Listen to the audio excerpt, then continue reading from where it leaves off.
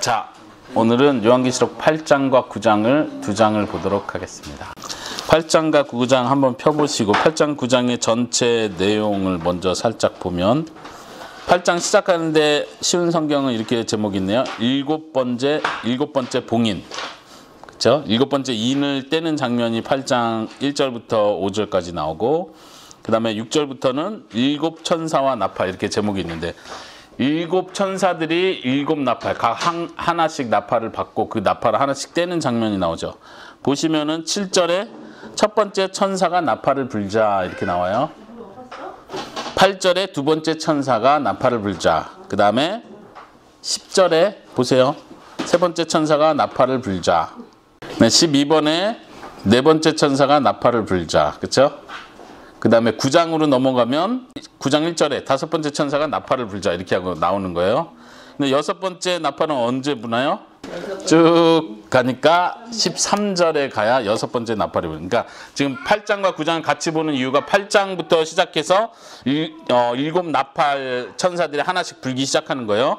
그리고 9장에 와서는 다섯 번째 그리고 여섯 번째 천사가 나팔을 부는 거예요. 그럼 마지막 일곱 번째 천사는 언제 나팔을 부나요? 장수로? 혹시 찾을 수 있으세요? 10장 넘어가고 보이세요? 11장 15절에 일곱 번째 천사가 나팔을 불자. 그래서 다음 시간에도 10장, 11장을 같이 보려고 하는데 여섯 번째 천사가 나팔을 불고 지금 중간에 이야기가 길게 10장, 11장의 이야기가 길게 들어가고 그 다음에 마지막 클라이막스는 일곱 번째 나팔을 부는 거예요.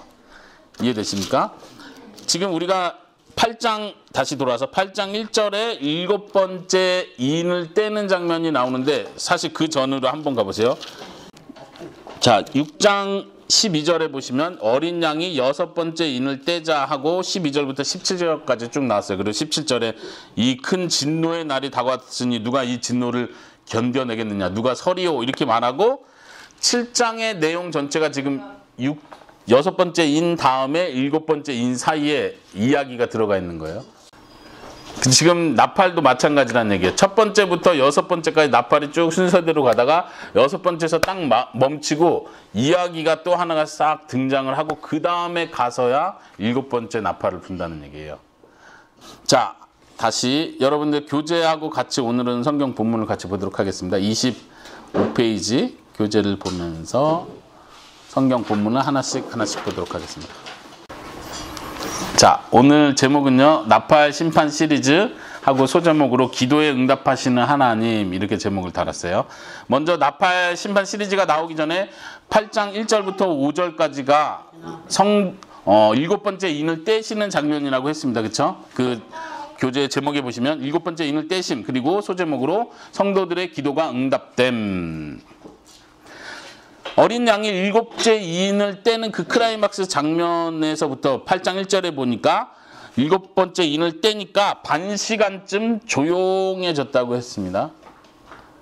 지금 사실은 일곱 번째 인이면 마지막 클라이막스 최후 심판의 장면이 나올 거라고 기대는 순간에 그냥 반 시간 정도가 조용했다 이런 이야기가 나와요. 그래서 이 조용해졌다는 게 무엇을 의미하는지 굉장히 학자들이 아주 심도 있게 연구를 하고 있죠. 어쨌든 지금 거기 네모 박스 안에는 제가 많은 학자들의 이야기 중에 몇 가지 중요한 그 해석들을 넣어놨는데 한번 보시면요. 예루살렘 성전에서 그 당시에 예배 드리는 과정 중에서 향을 피우는 시간이 반 시간 정도였다고 그래요.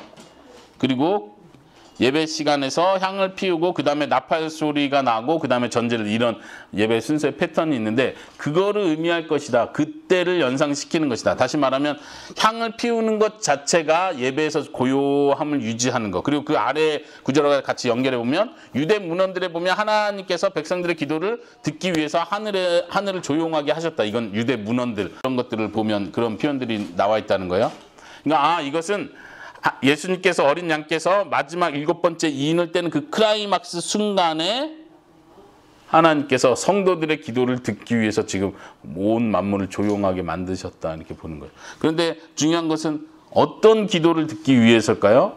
지금 제목도 그렇고 오늘 전체 제목도 기도에 응답하시는 하나님 그리고 일곱 번째 인을 떼실 때도 성도들의 기도가 응답되었다 그랬는데 성도들의 기도가 어디에 나와 있죠? 어떤 기도를 지금 우리가 유심히 봐야 될까요?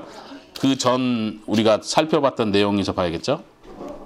한번 6장으로 넘어가 보세요. 여러분들 성경책 펴보세요. 네, 탄원기도가 어디 있었습니까? 6장 9절에 보시면은 9절 끝에 순교한 영혼들이 있었습니다 하고 6장 10절에 한번 보세요. 거룩하고 참되신 주님, 저희들을 죽인 자들을 어느 때까지 심판하시고 벌하실 것입니까? 어느 때에 하실 것입니까? 이렇게 나왔죠. 그리고 이게 이제 인을 떼는 장면이었는데, 그리고 나서 11절에는 좀 기다려라, 순교할 사람들의 숫자가 차기까지 기다려라 하고 나서 12절에서 6번째 인을 떼는 장면이 나오는 거예요. 우리가 지난 시간에 봤는데 6번째 인을 떼는 장면에서 나오는 그런 큰 지진, 달이 변하고 별들이 떨어지고 이런 장면이 지금 예수님의 재림을 연상케 하는, 그리고 최후의 심판이 시작됐다는 걸 보여주는 현상이라고 했어요. 그러니까 6번째 인을 뗄 때 이미 예수님께서 재림하시고 최후의 심판이 시작된다는 걸 보여주고 있는 거예요. 그리고 나서 중간 이야기가 들어갔었죠. 그리고 지금 7번째 마지막 인을 뗄 때 말 그대로 성도들의 기도를 하나님이 듣고 응답하시는 장면을 지금 연상케 해주고 있다는 것입니다. 그리고 8장으로 다시 돌아와서요, 그 성도들의 기도를 듣고 있다는 것을 더 이렇게 그 해석을 도와주는 구절들이 2절, 3절, 4절에 쭉 보시면은 7명의 천사가 나팔을 받았고, 그 다음에 3절에 가면 다른 천사가 제단 앞으로 나왔습니다. 그 제단이 아까 말한 순교한 영혼들이 있었던 그 제단을 가리키는 것 같아요. 그리고 그 천사가 금향로를 들고 있었고, 3절에 금향로에 향을 가득 채웠고, 그 향은 뭐예요? 성도들의 기도와 함께 하나님께 드려지는 것이었다.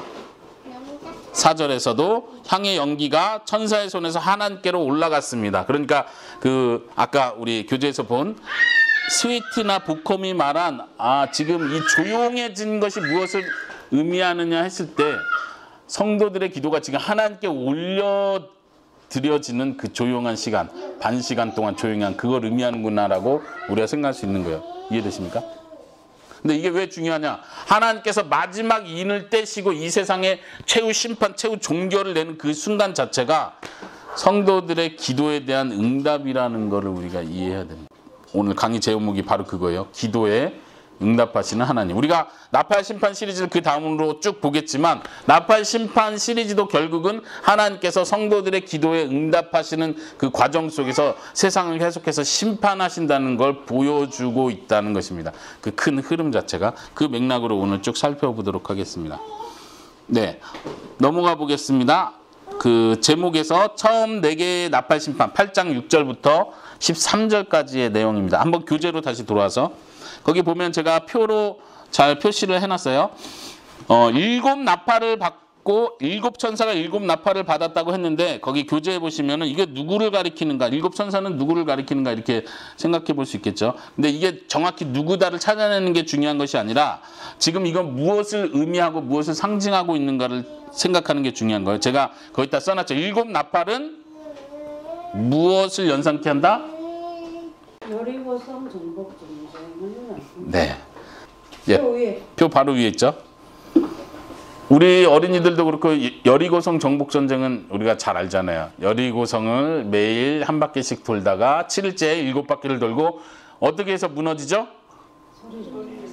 소리를 지르니까, 소리만 지르는 게 아니라 나팔을 함께 불죠. 그거 중요한 거예요. 지금 제가 여호수아 6장 8절 10절을 적어놨는데, 거기에 보시면은 여호수아가 하나님의 명령을 받고 제사장들에게 명령, 제사장 7명을 세워서 나팔을 하나씩 다 주고 한 바퀴 돌 때마다 나팔을 불어요.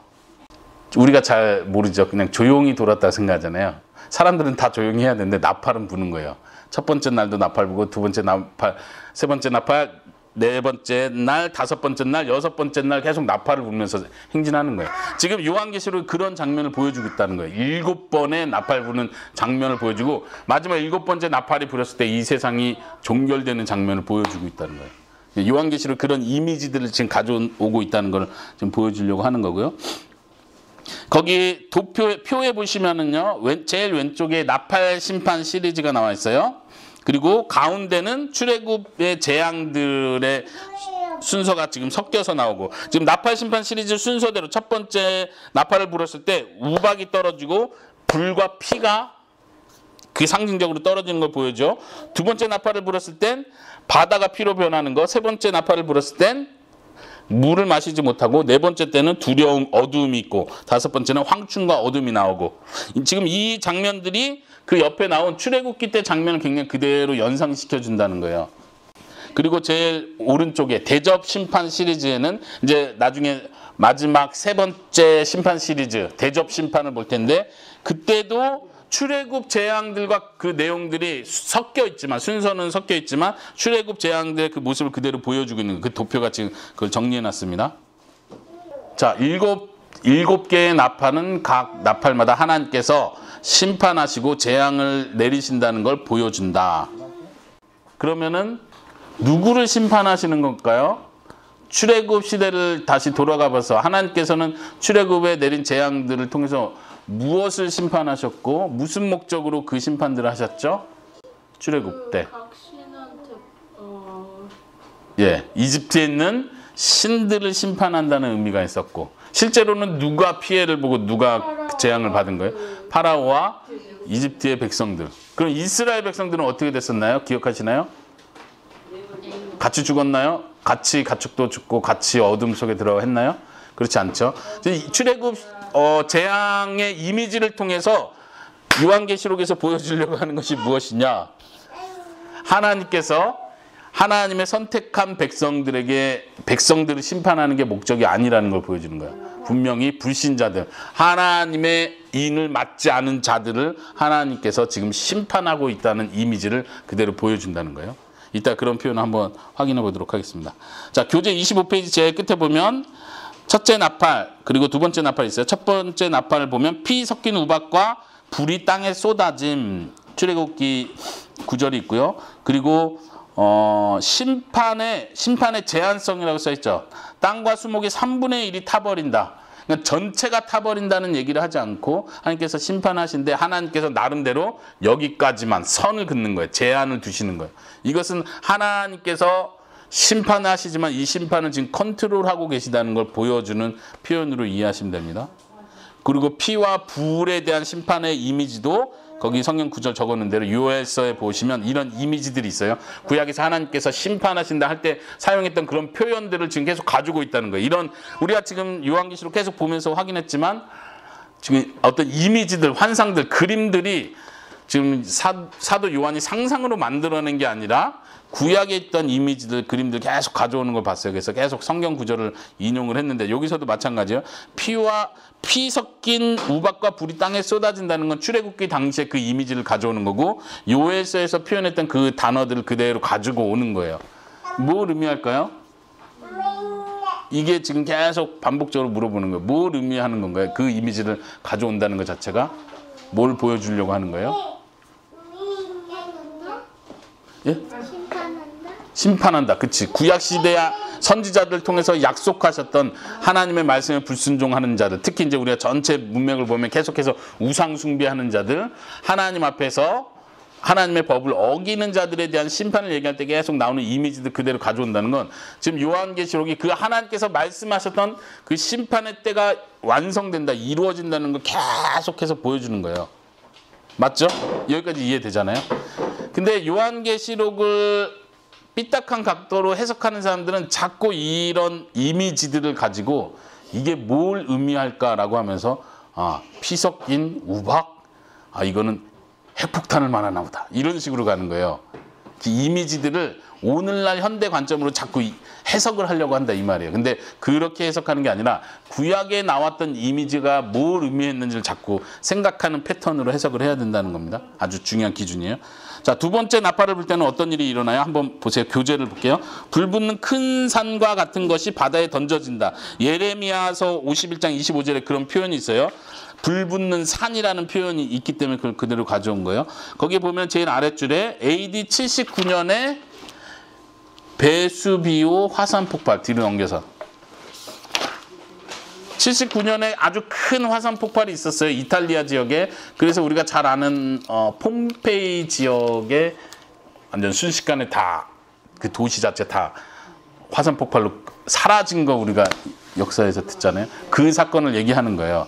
그러니까 아마 우리가 요한계시록이 언제 기록되었느냐를 좀 처음에 논했었는데 요한계시록이 AD 90년 정도 예루살렘 멸망 이후 정도에 쓰여졌다면 이런 이미지들을 그 독자들이 들었을 때 그런 화산 폭발을 충분히 생각할 수 있었겠죠. 아, 하나님께서 이런 모든 재앙들을 주관하고 계시구나. 물론 이게 그 화산 폭발을 의미한다 이렇게 과거주의자들이 해석하는 것처럼 역사에 이미 일어났던 그 사건을 좀 표현한 거다 이렇게 해석하는 건 아니지만 1세기 지금 요한계시록 듣는 성도들의 입장에서는 아, 하나님께서 이 모든 재앙을 손에 쥐고 계시는구나 이거를 지금 느낄 수 있다는 거예요. 거기서도 똑같이 26페이지 제일 위에 보면 바다의 3분의 1이 피가 되고 바다 생물들의 3분의 1이 죽고 들의 3분의 1이 깨어진다. 이런 표현이 3분의 1이라는 제한성을 통해서 하나님께서 다 컨트롤하고 계시다는 거예요. 하나님이 허락하지 않으면 그 일이 일어나지 않는다는 걸 보는 거죠. 세 번째 나팔도 보세요. 세 번째 나팔은 횃불같이 타는 큰 별이 하늘에서 떨어졌다. 횃불같이 타는 큰 별은 뭐를 의미할까요? 계속 요한계시록 읽을 때마다 이런 관심이 있죠. 이게 뭘 의미할까, 뭘 의미할까. 근데 항상 이게 뭘 의미한다 찾아내는 게 중요한 게 아니라 구약에서 어떤 패턴으로 이런 이미지들이 사용됐는지를 보는 게 더 중요해요. 근데 중요한 건 이 이름이 쑥이래요. 그리고 그것이 강들의 물에 떨어져서 물의 3분의 1이 쑥이 됐다고 표현해요. 이 쑥이 됐다는 거, 쑥의 이미지는 뭘까요? 저는 맞았는데 맛있다고 사는데. 네. 예. 쑥이 맛없다고 말하는 이유는 쓰니까 그런 거죠. 구약에서도 이 쑥은 항상 그 이미지로 사용이 돼요. 하나님께서 심판하신다고 할 때 이 쑥이란 개념들이 나와요. 그러니까 이 물이 쑥으로 변했다. 그리고 그 뒤에 더 중요한 건요. 많은 사람들이 죽었다 이렇게 표현해요. 물이 쑥으로 변했는데 많은 사람들이 죽었다. 이 물 자체가 먹을 수 없을 만큼 뭐 독성을 지니게 됐다. 이런 이미지로도 이해할 수 있겠죠. 중요한 건 여기선 지금 사람을 죽이고 있다는 얘기예요. 사람이 지금 죽고 있다는 얘기예요. 거기 보시면은 떨어진 별은 무엇을 의미하는가 하면서 타락한 천사를 의미한다. 혹은 운석 재앙을 의미한다. 이렇게 해석하는 학자들이 있다는 것을 적어놨고요. 넘어가겠습니다. 네 번째 나팔을 불었습니다. 지금 8장의 마지막 부분이에요. 네 번째 나팔을 부니까 이번에는 해, 달, 별들의 3분의 1이 타격을 받았다. 해, 달, 별의 3분의 1이 타격받았다는 건 굉장히 지금 천체가 위험한 상황에 들어갔고 어떤 종말적 징조가 보인다는 걸 다시 한번 강조하죠. 중요한 거는 첫 번째 인 심판 시리즈 속에서도 해, 달, 별들이 이미 땅에 떨어지고 빛을 발하지 않은 상태가 됐죠. 인 6번째 인을 뗄 때 그런 일들이 일어나서 그렇죠. 그런데 지금 여기선 다시 해, 달, 별의 3분의 1이 타격받고 다시 중복되는 심판의 모습을 보여주거든요. 어떻게 해석하면 좋을까요? 혁정 형제님 어떻게 해석하면 좋을까요? 강조? 반복되는 강조? 예. 새로운 또 심판이 아니라 같은 네. 심판의 내용을 다시 한번 되새겨가면서 이런 일이 다시 예. 예. 반복 강조를 보여준다. 제가 처음에 이 시리즈들 얘기할 때 이 시리즈들이 시간 순서대로 이렇게 쭉 가는 게 아니라 이 시리즈들 자체가 계속 똑같은 내용들을 더 강조하면서 반복한다는데 지금 제대로 표현해 주신 거예요. 네, 아주 맞는 말이에요. 그러니까 지금 이 시리즈에서도 지금 해, 달, 별이 큰 빛을 잃고 더 이상 빛을 발하지 않았고 이런 표현들이 있었는데 또 다시 3분의 1이 타격을 받고 이런 표현을 한다는 것 자체가 지금 이게 시간 순서대로 가는 것이 아니라 계속 예수님의 초림과 재림 사이에 일어나는 그 일들이 지금 반복되고 있다는 걸, 그 시리즈 자체가 반복되고 있다는 걸 보여주는 표현입니다.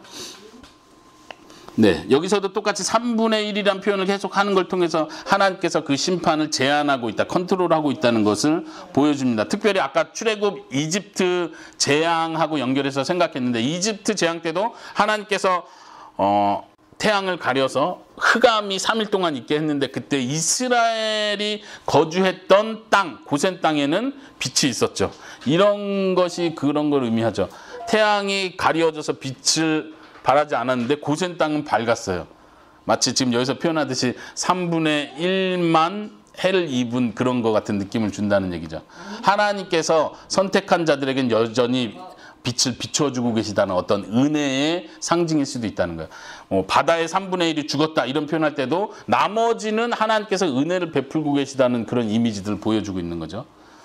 자, 8장 13절 마지막 절인데 거기 보면은 독수리가 하나가 날아와서 등장을 합니다. 공중에 날아가는 독수리가 외치기를, 지금 쉬운 성경엔 재난이다 재난이다 이렇게 표현했는데 원어에 보면요, 개역개정에도 보면 땅에 거하는 자들에게 화가 있을 것이다 이렇게 독수리가 날아가면서 화를 선포해요. 3번을 화가 있을 것이고 화가 있을 것이고 화가 있을 것이다 3번을 선포하는데 그 3번의 화가 뭐냐면 5번째 나팔, 6번째 나팔, 7번째 나팔을 뜻하는 거예요. 마치 이 4번의 앞에 있었던 나팔 재앙은 마치 예비 단계인 것처럼 표현을 하는 거예요. 예비 단계였고 나머지 진짜 제대로 된 재난이 3번에 걸쳐서 있을 것이다 하고, 실제로 지금 이야기는 5번째 나팔이 첫 번째 화고 6번째 나팔이 2번째 화고 7번째 나팔, 제일 뒤에 보이시는 7번째 나팔이 3번째 화가 오는 거예요. 이 화를 통해서 이 세상이 전체가 재앙에 가고 예수 그리스도의 재림을 통한 심판이 이루어지는 장면을 보여주게 됩니다. 그래서 이제 9장으로 넘어가는 거예요. 자, 9장에서 5번째 나팔 심판, 5번째 나팔을 부니까 어떤 일이 일어납니까? 네, 하늘에서 별 하나가 떨어져서, 이제 여기서 떨어진 별은 굉장히 특이한 별이에요. 왜냐하면 1절에서 지금 이 별 자체를 인격적으로 표현을 하고 있어요. 왜죠? 이 별이 쉬운 성경 깊은 구덩이라고 표현되어 있죠. 개역개정에는 무저갱이라고 번역을 해놨어요. 그리고 원어에는 제가 거기다 써놓은 게 원어인데 아비소스라는 원어예요. 근데 이 원어 아비소스라는 개념 자체가 어떤 특별한 특정 장소를 말하는 게 아니고 어떤 영적 세계에 죽은 자들이 거쳐 혹은 악한 영들의 감옥 이런 개념으로 구약과 신약에서 이렇게 쓰이던 단어예요. 그래서 이거를 굳이 무저갱이라고 번역할 필요는 없고 그냥 헬라어 발음대로 아비소스의 열쇠를 받았다. 헬라어로는 다른 단어로는 하데스라는 표현도 있었죠. 하데스도 깊은 구덩이 이런 개념이었는데 하데스나 아비소스나 비슷한 개념으로 볼 수 있어요. 근데 중요한 건 하늘에서 떨어진 별이 소위 말하는 악한 영들이 거하는 곳에 열쇠를 받았어요. 하늘에서 떨어진 별이. 이 열쇠는 누가 줬어요? 예, 지금 성경에서 저기 보면 신적 수동태라는 표현을 계속 언급을 하고 있는데 하나님의 열쇠를 줬다는 거예요. 여기가 아주 흥미진진한 내용이에요. 잘 보세요. 이 하늘에서 떨어진 별은 중요한 건 착한 천사일까요? 나쁜 천사일까요? 나쁜 천사. 왜 그렇게 생각하죠? 하늘에서 떨어졌다고 표현. 중요한 건 이제 떨어진 천사라는 거예요. 이사야서 거기 언급한 것처럼 그 아랫줄에 보세요. 이 별은 누구를 나타내는가? 사탄이라고 해석하는 사람들이 있고요. 거기 써놨고 그 다음에 사탄까지는 아니더라도 타락한 천사 혹은 사탄에 추종하는 천사 혹은 반대로 선한 천사라고 해석하는 학자들도 있어요. 여러분들이 이건 선택하는 거. 저도 여기서 뭘 의미한다 딱 답을 드리고 싶진 않아요. 제가 생각하는 게 답은 아니니까. 하여튼 학자들의 의견이 갈라지는데 중요한 건 이게 타락한 천사라고 보는 학자들은 하늘에서 떨어진 별 자체가 이사야서 14장에 나오는 아침의 아들 계명성, 소위 말하는 계명성, 새벽별이라고도 해석할 수 있는데 이 단어를 러시아어래. 라틴어로 바꾸면 루시퍼거든요. 계명성을 라틴어로 바꾸면 루시퍼. 그래서 우리 보통 루시퍼 하면 뭘 생각해요? 사탄의 대장, 사탄, 최고 귀신들의 대장 루시퍼를 생각하잖아요. 그래서 이사야서 본문 자체 해석을 떨어진 별이 사탄을 의미한다 항상 이렇게 유대교에서 해석을 해왔어요. 그러니까 그런 개념들을 따라서 요한계시록에서도 이건 사탄을 말한다 보는 학자들이 있고, 그럼 반대로 사탄이 아니라 착한 천사라고 보는 학자들은 어떤 이유로 착한 천사라고 볼까요? 거기 보시면은 거기 제가 적어놨죠. 타락한 천사가 무저갱의 열쇠를 받을 수는 없다. 그쵸? 어떻게 생각해요, 은총아?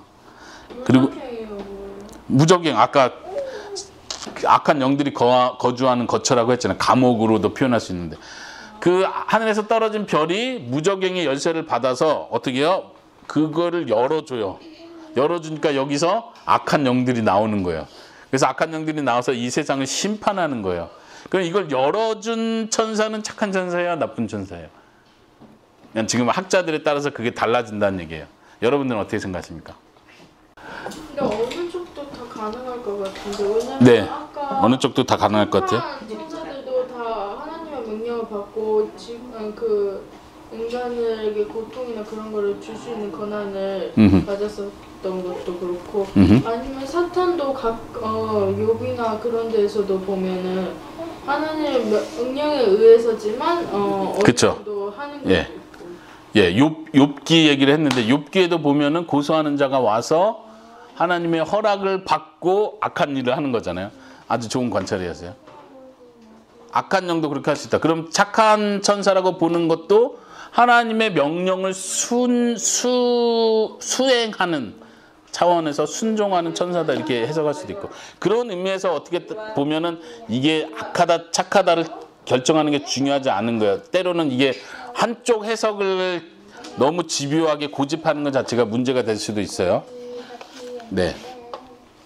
자, 그 다음에 무적행을 열고 나서 그 화살표로 한번 따라가 보세요. 무적행을 2절에서 열고 연기가 올라오면서 해와 공기가 그 연기 때문에 어두워지고요. 계속 화살표를 따라서 메뚜기들이 등장하기 시작합니다. 메뚜기는 구약 성경에서 특별히 요에서에서 심판을 상징하는 아주 무서운 존재들이에요. 오늘날 우리가 메뚜기를 무서워하진 않잖아요. 근데 농경사회 시대에 특별히 어떤 해충 퇴치법이 없는 그 사회에 어마어마한 메뚜기 떼가 한 지역을 흡쓸고 지나가는 건 이건 말 그대로 완전 재앙이에요. 그 해에 수확이 완전히 다 제로가 나는, 그냥 바로 메뚜기가 지나가고 나면 이제 기근이 시작돼 버리는 거죠. 먹을 게 없는 상태가 되는. 출애굽기 때도 하나님께서 그런 재앙을 허락하셨던 거고, 지금 마지막 환상을 통해서 하나님께서 이 세상을 심판하시는데 경제적인 기근의 상태, 우리가 풍요하다고 스스로 자부했던 거에 대해서 하나님께서 이걸 다 휩쓰는 장면을 보여주는 거예요. 4절 5절에 명령이 주어짐 했는데 수풀과 수목은 해하지 말고 오직 입맞지 않은 사람들만 해하라. 아까 처음 시작 때 얘기했죠. 이집트 출애굽 당시의 재앙이 보여준 것이 이집트 백성을 심판하는 장면이지 이스라엘 백성, 하나님의 백성을 심판하는 장면이 아니라고 했어요. 여기서도 똑같이 그걸 말해주는 거예요. 우리가 앞에서 하나님께서 천사를 통해서 하나님의 이인을 사람들에게 14만 4천에게 이인을 맞추기 전까지 멈춰 있어라. 모든 걸 다 하나님이 통제하셨던 것처럼 이번에는 똑같이 그 입맞지 않은 사람들만 괴롭혀라. 해를 끼쳐라. 이렇게 하고 하나님께서 이걸 제한하시는 거예요. 통솔하시는 거예요. 이 심판이 누구 손에 있다? 하나님 손에 있다는 것을 보여주는 것입니다. 보통 메뚜기는 풀과 수목을 해치는 거죠. 그렇죠? 곡식들을 해치는데 그거는 해치지 말고 사람들을 잡아먹어라. 하나님께서 이렇게 허락하시는 거예요. 그런 장면이죠. 그리고 또 하나 하나님의 통제를 보여주는 장면이 5달 동안만 괴롭게 해라. 하나님이 재난을 주고 심판하시는 그것도 하나님이 아까 3분의 1만 해치게 하나님 제한하셨던 것처럼 지금 하나님이 모든 심판을 통제하고 있는 모습을 보여주고 있습니다. 거기 아래 세모표에 보면 이렇게 돼 있죠. 악한 세력들까지 하나님의 통제와 주권 아래 있다. 예를 들면 우리가 그 뒤에서도 보겠지만 출애굽 시대, 출애굽기의 마지막 재앙, 10번째 재앙이 뭐였습니까? 장자를 죽이는 재앙. 그때 누가 장자를 죽이죠? 하나님의 사자. 예. 이제 이게 중복되는 표현인데 하나님께서 치셨다 이런 표현도 똑같이 있고, 또 하나님의 천사라고 표현하면서 멸망케 하는 자, 파괴하는 자, 멸망의 사자 이런 표현이 있어요. 그러니까 사람을 죽이는 천사는 우리가 볼 땐 좋은 천사는 아닌 것 같아요. 멸망시키는 어떤 역할을 감당하는 천사이기 때문에 착한 천사라고 하기는 힘든 것 같은데, 여전히 중요한 건 하나님께서 착한 천사든 악한 천사든 하나님 손 안에서 주도하신다는 거예요. 이게 사실은 우리가 이해하기가 어려운 거예요. 그래서 우리는 나쁜 일을 하면 무조건 나쁜 천사고 하나님의 통제를 벗어난 천사라고 자꾸 생각하는 거예요. 하나님의 통제를 벗어난, 이게 아주 위험한 생각이에요. 우리가 기독교 신앙을 배우면서 중요하게 배워가는 게 하나님의 주권에 대해서 계속 배워가잖아요. 우리가 이해하기 힘들고 받아들이기 힘들지만 성경은 분명히 그걸 말하는 거예요. 우리 그리스도인들에게 닥치는 고난과 시련과 모든 어려움들도 하나님의 손 아래에 있다. 맞습니까?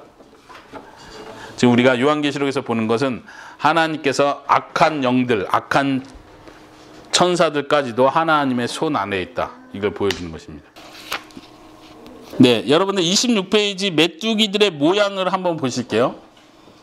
메뚜기들은 하나님께서 허락하신 재앙을 보여주는데, 메뚜기에서 나오는, 특히 요엘서에 나오는 메뚜기 재앙의 이미지를 가져왔다고 했는데, 요엘서에서도 마찬가지고 지금 요한계시록에서도 마찬가지고, 이 메뚜기들이 생긴 거는 메뚜기인데 사실은 지금 성경 표현하는 건 이게 엄청난 군사의 모습을 보여주고 있어요. 한번 보십시오. 전쟁의 말들, 군마, 병거를 이끌다든가 군인들이 말에 타가지고 전쟁에 싸워 나가는 말들, 그 당시 고대시대 군마들은 가장 무서운 존재 중에 하나예요. 말하자면 오늘날로 칠 것 같으면 최신 무기를 갖춘 군사들이라고 보면 돼요. 그냥 군마들은 그 성격 자체도 엄청 무섭고 싸납고 공격적이고 두려울 것이 없는 그런 모습을 보여주고, 금 면류관을 쓴 것 같고 승리를 표현한 것 같아요. 그 다음에 사람의 얼굴을 하고 있대요. 누가? 메뚜기가. 그리고 여자의 머리털을 가지고 있대요. 뭘 의미하는지 머리가 길다는 뜻이겠죠. 또 사자의 이빨을 가지고 있대요. 뭐가? 메뚜기가 사자의 이빨을. 그리고 철 흉갑을 두르고 있대요. 메뚜기가. 지금 여기서는 다 환상을 지금 보고 있는 거기 때문에 똑같이 그거다라고 말하는 게 아니라 그런 것 같은, 전쟁의 말들 같고 면류관 같은 것을 쓰고 사람의 얼굴과 같고 여자의 머리털과 같고 이렇게 표현을 하는 거예요. 철 흉갑 같고, 그리고 소리는 병거와 많은 말들이 달리는 소리와 같았다. 그 다음에 정갈의 꼬리를 가졌다. 이렇게 표현하고 있습니다. 그리고 그 메뚜기들의 왕이 있어요. 그 메뚜기들의 군사가 있는데, 메뚜기들의 왕은 무저갱의 천사다. 아까 9장 1절에서 무저갱의 열쇠를 받은 그 천사를 의미하는 것 같아요. 그리고 이름이 있는데, 이름이 히브리어 음으로 아바돈, 파멸이라는 뜻의 아바돈이라고 하고, 그 다음에 헬라 음으로는 정확하게 아폴루온. 그래서 많은 학자들은 이것은 아폴로 신을 의미하는 것일 것이다, 이렇게 많이 해석을 합니다. 많은 학자들이 그렇게 자연스럽게 봐요. 무슨 신이었죠? 거기 제가 설명해놨죠. 헬라의 신이고, 아폴로 신 자체가 상징적으로 메뚜기를 많이 의미했다 그래요. 그리고 도미티안, 그 당시 우리 요한계시록이 쓰여질 당시 AD 70년 그때 통치하던 90년 통치하던 그 왕 이름이 도미티안 황제라고 했는데, 도미티안이 자신을 아폴로 신이라고 많이 표현했대요. 그러니까 그 당시의 배경을 계속 이미지를 가지고 오는 거예요. 그 메뚜기 표현하면서도 여러분들 교재 보시면 파르티아 전사들, 페르시아 전사를 말하는데 파르티아 전사들의 모습을 그대로 많이 표현해 준다고 보는 거예요. 그 당시에 로마 제국을 위협하던 가장 강력한 군사들은 파르티안 군사였다고 그래요. 그러니까 그 군사들의 특징이 이 뒤에도 5번째 나팔 말고 6번째 나팔 때도 파르티안 군사들의 모습을 연상케 하는 그런 장면들이 나와요. 그러니까 지금 중요한 건 1세기 독자들, 이 요한계시록을 읽는 독자들의 입장에서 하나님의 재앙이 지금 우리 로마 제국을 위협하는 유일한 그 군사들을 하나님이 동원하셔서 우리를 심판하실 거라는 그런 느낌으로 위협감을 주는 거예요. 이미 아까 말한 것처럼 파르티안 군사 자체를 의미하는 건 아니지만 그 당시에 위협이 되었던 그 환경들, 아까 화산 폭발이 그랬던 것처럼, 실제 그 당시에 지진이 일어났었던 것처럼, 실제 그 당시에 파르티안 군사들에 의해서 로마가 몇 번의 아주 치명적인 타격을 입었었거든요. 이런 배경을 근거로 이것이 다 하나님의 손 안에 있는 것이라, 언젠가 하나님께서 이런 환경들을 다 움직이셔서 하나님을 반역하는 로마 제국 자체를 다 휩쓸어 버릴 것이다. 이것이 세계 전체가 움직이는 하나님의 통치 방법이라는 걸 보여주는 것입니다.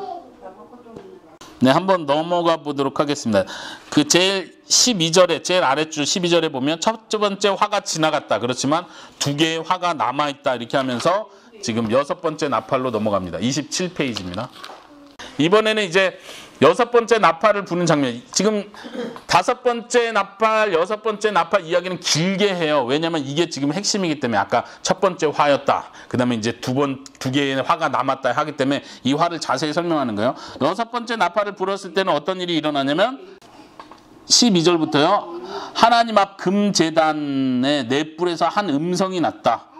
지금 중요한 건 하나님 앞에 금제단은 8장 3절에 성도들이 순교한 성도들이 있었던 그 제단을 가리키는 것 같은 거예요. 지금 설교 제목에서 말했던 것처럼 성도들의 그 탄원의 기도에 대해서 하나님이 반응하는 장면을 계속 보여주는 그 제단으로부터 소리가 났는데 이것은 뭐 그 순교자들의 소리는 아니겠지만 하나님의 소리 혹은 그 출처 자체가 재앙의 출처 자체가 하나님께로부터 나온다는 걸 보여주는 표현입니다.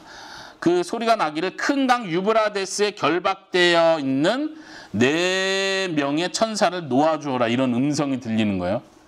그리고 이 4명의 천사가 누구를 가리키느냐 이런 논의들이 있는데 7장에서 나왔던 내 땅의 바람을 잡고 있는 4명의 천사와 동일하지 않겠냐 이런 해석들이 있고요.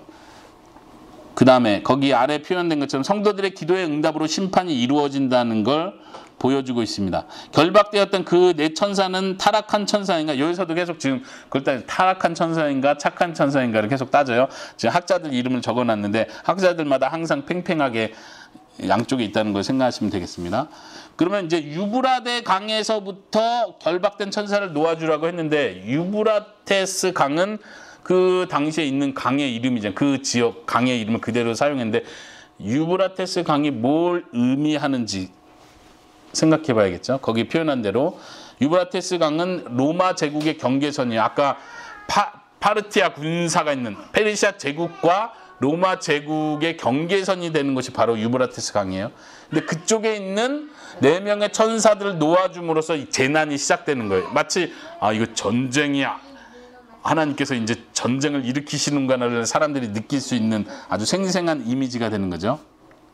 그리고 15절에 보시면요. 9장 15절에 보시면은 교재에서요. 그들은 그 4명의 천사를 말하는 거죠. 그들은 그 시와 날과 월과 연을 위하여 사람 3분의 1을 죽이기 위해서 예비된 천사들이다. 이렇게 표현해요. 그 천사들 자체가. 지금 여기서 보니까 시간이 정해져 있는데 그 시간이 딱 되면 사람 3분의 1을 죽이려고 계획하고 있다. 준비된 천사들이다. 이렇게 얘기하는 거예요. 여기서도 똑같이 신적 수동태를 사용하는 거예요. 하나님께서 이 일을 주관하고 계시다는 걸 보여주는 거죠. 거기 세모에 보시면 에스더가 거기 세모 한번 읽어줄래요? 정확한 때 알려주는 것이 목적이 아니라 하나님의 주권, 선택과 통제를 강조하는 것이요. 네, 정확한 때 시, 일, 월, 연을 말해주려고 지금 이 단어를 쓴 게 아니라 하나님이 분명한 계획이 있고 그 목적이 있고 하나님의 주권과 선택과 통치에 의해서 움직인다는 걸 보여준다는 거예요. 우리가 요한계시록 전체를 볼 때 계속 그 개념을 가져야 돼요. 요한계시를 통해서 이 이미지가 뭘 의미하지? 아까 말한 것처럼 이거 핵무기가 개발되는 걸 의미하는 거보다 그러니까 이거는 한 1900년대를 얘기하겠다. 이렇게 자꾸 우리 이걸 추측해내려고 하는데 이런 논쟁 자체가 굉장히 어리석은 해석이라는 걸 반복해서 이야기합니다. 여기서 목적은 하나님이 주권적으로 세상 심판을 쥐고 계시다는 걸 보여주는 거예요. 그 4명의 천사들이 풀렸습니다. 4명의 천사들이 착한 천사건 나쁜 천사건 넘어가서 그 4명의 천사들이 하는 일은 이 세상에 재앙을 일으키는 거예요. 심판을 일으키는 일을 하는 거예요. 그 4명의 천사가 마병대를 거느렸어요. 쉬운 성경은 2억이라고 표현했는데 개역개정 표현으로 2만 그래서 이렇게 곱하면 2억이 되는 거예요. 근데 지금 그 숫자가 엄청 많다는 걸 표현하는 거죠. 하늘 보좌에서 찬양하는 수많은 무리들 그리고 천사들을 표현할 때 천천히요 만만이라 이렇게 표현했었어요. 그 당시에 로마 시대 당시에는 만보다 더 큰 숫자가 없었다 그래요. 그러니까 만을 최고의 숫자로 해서 만 이렇게 표현을 하겠죠. 근데 여기는 2배로 2만만 이렇게 표현하는 거 보니까 지금 4천사가 이끌고 있는 이 마병대 말이 이끄는 군사적 그 힘이 엄청나다는 걸 보여주는 거죠. 제가 거기다 표현해놨죠. 당시 로마 군대는 24군단 약 12만 5천 명 정도 그 로마 당시의 군사들이 그걸 비교해 볼 것 같으면 하나님께서 심판을 일으키기 위해서 이끄는 그 군대가 얼마나 큰 군대인 것을 볼 수 있겠죠. 그리고 말 탄 자들의 모습을 쭉 보여줍니다. 여기서도 아까 메뚜기 떼하고 비슷하게 파르티안 군인들의 모습을 잘 보여준다고 많은 학자들이 이야기를 합니다. 거기 보면 불빛과 자줏빛과 유황빛의 흉갑을 두르고 있다. 그 당시에 파르디아 군대들이 유명했던 게 말도 흉갑을 씌우고 군인들도 흉갑을 쓰는데 반짝반짝 빛나는 흉갑을 썼다 그래요. 그러니까 예, 갑옷이라고 생각하면 되지. 가슴을 가리는 갑옷이니까. 그런 의미에서 파르티아 군대를 연결해 준다고 생각하는 거고요. 그리고 말들의 머리는 사자머리 같고 그 입에는 불과 연기와 유황이 나오고 입에서. 그리고 이 세 재앙으로 사람 3분의 1이 죽임을 당하는 거예요. 아까 네 천사를 통해서 사람 3분의 1이 죽기로 예정되어 있었다고 했잖아요. 왜냐하면 이 말들의 힘이 입과 꼬리에 있습니다. 꼬리는 뱀 같고 꼬리에 머리가 있어 그것으로 해야 한다. 꼬리가 힘이 있다고 하는데 거기도 제가 표현해놨죠. 파르티아 궁사. 궁사는 뭐예요, 에스더? 군사요? 궁사. 그 활? 네, 그렇죠. 궁. 활 쏘는 군인들인데 파르티아 군대의 특징 중에 하나가 말을 타고 가면서 달리는 방향 반대로 뒤를 향해서 활 쏘는 걸 굉장히 잘했다고 그래요. 그래서 전략적으로 그런 전략으로 로마 군대를 굉장히 많이 쓰러뜨리고 승리했다는 기록도 있는데 지금 이런 표현들이 그런 걸 그대로 잘 보여준다고 생각하는 거예요. 꼬리에 힘이 있어서 그걸로 사람들을 해야 한다. 이런 표현 자체가 그 당시 독자들에게 이건 분명히 파르티아 군대를 말한다. 하나님께서 파르티아 군대를 통해서 우리를 심판하시겠다는 두려움을 줬을 수 있겠죠. 물론 이건 여러 학자들의 해석 중에 한 부분입니다. 저도 이게 굉장히 잘 해석한 거라고 생각하기 때문에 제가 적어 놓은 거고요. 자, 거기 세모에 보시면 이러한 상세한 묘사는 무엇을 의미하는가 하면서 앞으로 일어날 어떤 사건들을 추측하게 하는 것이 목적이 아니라 하나님의 심판의 엄중함을 드러내는 것을 목적으로 한다. 그리고 20절, 22절이요. 9장. 거기서 보면은 중요한 건 이러한 하나님의 심판이 있었는데도 불구하고 사람들이 회개하지 않았다. 더 강한 표현으로 회개하기를 거부했다. 이렇게 두 번 반복이 돼요. 결말이에요. 하나님께서 믿지 않는 자들을 심판하시는 건 말 그대로 이들의 마음의 강팍함 때문에 심판하시는 거. 마치 출애굽 이야기를 통해서 우리가 이해할 수 있어요. 하나님이 바로왕을 심판하시죠. 왜요? 바로왕이 마음을 강팍하게 하기 때문에. 바로왕이 나중에 회개하나요? 끝까지 회개하지 않죠. 자신의 나라가 망하고 자신의 모든 통수권이 다 무너졌음을 인식함에도 불구하고 회개하지 않는 그 모습이 지금 요한계시록에도 그대로 보여주는 거예요. 하나님께서 말씀하시길 마지막 때가 되면 사람들이 끝까지 회개하지 않는다는 것을 얘기하는 거예요. 마음이 강팍해지는 거예요. 지금 이 정도가 되면 하나님의 심판 이 정도 받았으면 정신 바짝 차리고 다시 하나님께 돌아와야 되는데 사람은 계속 악해지는 거예요. 회개하는 사람 끝까지 회개하는 자리로 가는 거고 악해지는 사람은 계속 악한 길로 간다는 걸 보여주는 거죠. 그렇기 때문에 이걸 통해서 하나님이 하시고자 하는 건 하나님의 심판이 정당하다는 걸 증명하는 거예요. 정당하다. 너희가 이렇게 악하기 때문에 내가 심판한 것이었다는 걸 보여준다는 것이죠. 네, 27페이지 마지막 적용 두 개를 보겠습니다. 하나는 우리 설교 제목과 연관해서 하나님의 주권과 성도의 기도입니다. 한번 우리 거의 적용 첫 번째 별표 같이 읽어보겠습니다. 시작. 하나님께서 모든 것, 심판, 재앙, 악의 세력을 통치하신다. 모든 것에는 하나님의 정하신 때와 목적이 있다. 하나님께서는 하나님의 백성의 기도를 통하여 일하신다. 세상의 심판은 성도들의 탄원 기도에 대한 응답이다. 우리는 탄원 기도를 드리고 있는가? 저는 요한계시록 8장 9장을 묵상하면서 이 마지막 문장, 우리는 탄원 기도를 드리고 있는가? 이 세상을 살아가는 성도들은 너무 초라한 거예요. 우리가 고난에 대한 얘기를 계속 하지만 이 땅에서 아니 예수님이 승리하셨으면 나도 이 땅에서 좀 성공하고 승리하는 게 좀 보여야 되지 않습니까? 왜 하나님은 내 기도 응답 안 해줍니까? 라고 하지만 예수님께서는 그 불의한 재판관의 비유, 누가복음의 비유를 통해서 말씀하시기를 하나님께서 택함 받은 자들의 그 탄원하는 기도를 들어주시지 않겠느냐? 속히 들어줄 것이다. 그러나 인자가 올 때에 그 믿음을 보겠느냐? 이런 표현하시죠. 이것과 연관해서 생각해 본다면 우리 믿는 자들이 해야 될 일은 이 땅에서 계속 탄원 기도를 하는 거예요. 하나님, 이 세상이 이렇게 불의합니다. 누가 이런 기도를 하겠어요? 정직하게 살려고 하는 사람이 그런 기도를 하는 거예요. 세상하고 타협하고 세상이 요구하는 대로 나도 똑같이 살고 세상과 별반 다르지 않게 그래 이 정도 하니까 좀 누릴 거 누리고 좀 서로 타협하니까 좀 힘들지 않네 이렇게 사는 사람은 절대 탄원 기도를 할 수가 없어요. 억울한 일이 없어요.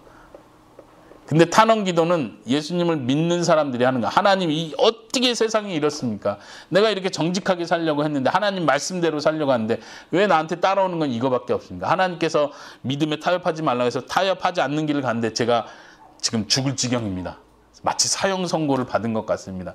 이런 기도가 계속 쌓이는 거예요. 하나님은 이 기도를 들으시는 거예요. 이 기도를 하나님은 모으시는 거예요. 그리고 이 기도가 충만히 딱 차면 내가 이제 심판한다 하고 여기 요한계시록 보여주는 것처럼 6번째 인을 딱 떼시면서 심판이 일어나는 거예요. 5번째, 6번째 나팔을 불면서 하나님이 그 기도에 응답하시는 거예요. 하나님께서 이 세상의 심판을 계획하셨어요. 그런데 여기 아까 그 밑줄 친 부분에서 표현한 것처럼 하나님께서는 하나님의 군대의 기도를 통하여 일하신다. 어떻게 생각하세요? 아까 출애굽 이야기하고 해석 연결해서 생각했는데 출애굽이 어떻게 시작됐죠? 하나님은 왜 그 출애굽 모세를 부르시는 일은 왜 시작하셨다고 말하죠? 기억나시는 분? 모세를 부르실 때 내가 너를 통해서 내 백성을 끌어내겠다 하면서 왜 그 일을 하신다고 말하죠? 내 조상들을 지키기 위해서. 또 하나. 백성이 울부짖는 소리. 그렇죠.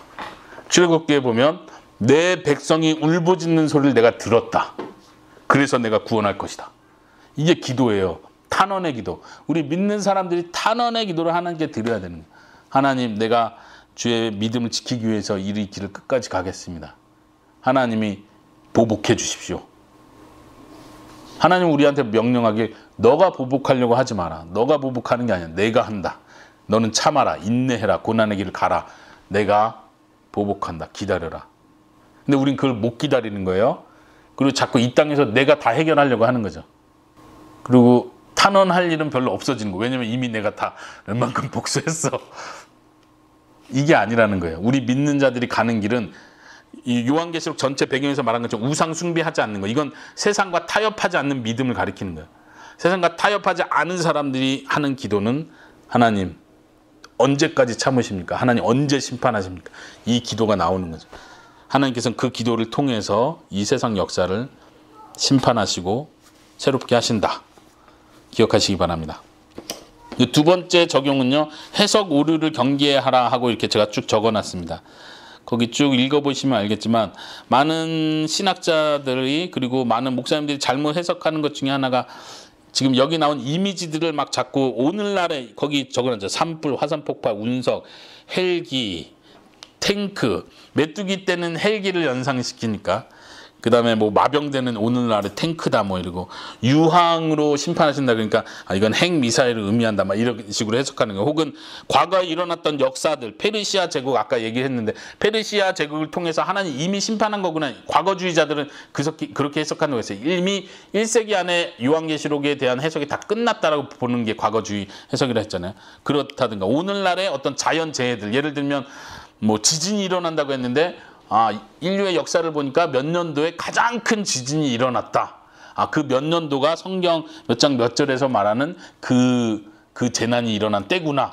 그리고 이제 또 그 다음 무슨 일이 일어날지 자꾸 추측하는 거. 이런 식으로 절대 가지 말라는 이게 잘못된 해석이다.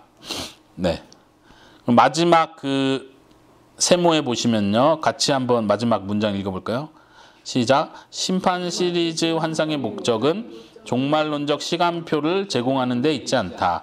그 목적은 하나님의 심판의 중엄함과 확실함 그리고 그것을 통한 경고와 위로를 주는 것이다. 하나님의 심판이 반드시 일어난다는 거 그리고 그 하나님의 심판이 가볍지 않다는 걸 보여주는 게 목적이지 이걸 일일이 이게 뭘 의미하고 이런 게 목적은 아니라는 거예요. 그걸 통해서 우리는 경고를 받는 거야. 회개하는 자가 돼야겠구나. 내 마음을 강팍하게 해서는 안 되겠구나. 세상과 타협해서는 안 되겠구나. 그리고 하나님 안에서 위로와 소망을 발견하도록 하는 것. 요한계시록이 쓰여진 목적입니다. 네, 오늘 여기까지 하도록 하겠습니다. 기도하고 질문 받도록 하겠습니다.